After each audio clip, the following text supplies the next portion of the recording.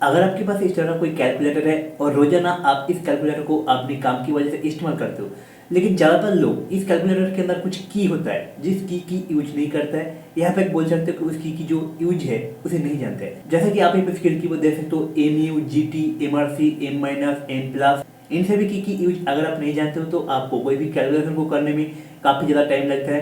लेकिन अगर आप इन सभी की यूज जान जाते हो तो आप एक साथ प्लस माइनस कितना भी करना पड़े उसे आप बहुत ही आसानी से एक ही साथ करके उसकी जो आंसर है उसे आप निकाल पा सकते हो। अलग अलग की अलग अलग इस्तेमाल है। तो चलिए इस वीडियो के बाद इन सभी की इस्तेमाल जान लेते हैं। अगर आप इंटरेस्टेड हो तो ही आप इस वीडियो को देखिएगा। तो सबसे पहले बात करते हैं एमयू की का।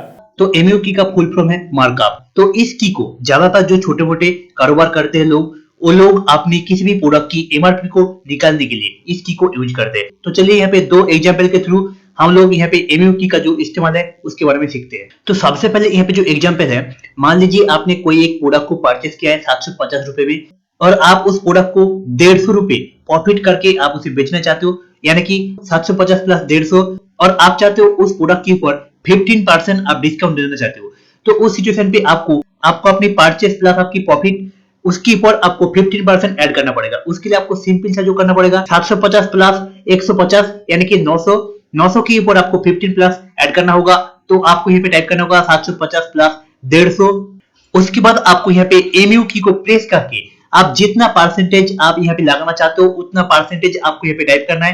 यानी कि यहाँ पे 15% है तो यहाँ पे 15% टाइप करके आप जैसे ही परसेंटेज की ऊपर क्लिक करोगे तो आपके पास उस प्रोडक्ट की जो एमआरपी है वो आपके पास निकल के आ जाएगा। आप यहाँ पे देख सकते हो, मैं यहाँ पे मैनुअली पहले से करके रखा है। 1035 एमआरपी रखूंगा तो उस प्रोडक्ट को मैं 15% डिस्काउंट दूंगा, फिर भी मेरे पास यहाँ पे 900 रुपए यानी कि 150 रुपए प्रॉफिट हो जाएगा उस प्रोडक्ट को सेल करने में। उसी तरह से सेम टू सेम यहाँ पे नेक्स्ट जो एग्जांपल है वो भी आप यहाँ पे देख सकते हो। मैंने एक प्रोडक्ट को खरीदा है 525 रुपीज में, मैं उस प्रोडक्ट को सेल करके 75 रुपीज प्रॉफिट करना चाहता हूँ। तो 520 प्लस 575 यानी कि 600। तो इसके ऊपर 20% मैं ऐड करूंगा ताकि मेरा जो एमआरपी है वो निकल के आ जाए। एमयू की को ऐड करके 20% देके जैसे परसेंटेज के ऊपर क्लिक करूंगा तो मेरे पास यहाँ पे मेरा जो एमआरपी होगा वो यहाँ पे निकल के आ जाएगा। तो इस तरह से आपके पास कोई भी ऐसे छोटे मोटे दुकान है तो आप कैलकुलेटर की इस की को यूज करके आप बहुत ही आसानी से आप किसी भी प्रोडक्ट की जो एमआरपी है उसे आप यहाँ पे निकाल सकते हो।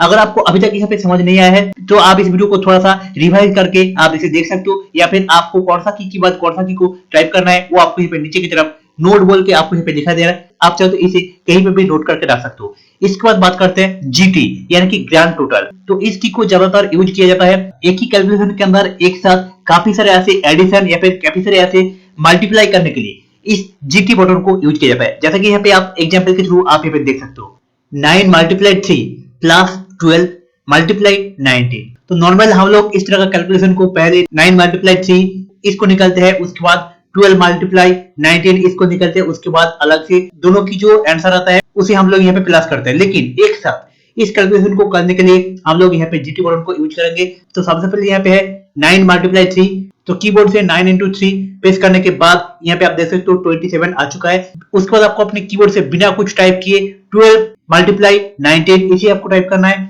उसके बाद आपको यहाँ पे इक्वल बटन को प्रेस करना है तो आपके पास यहाँ पे 228 आपके पास निकल के आ जाएगा।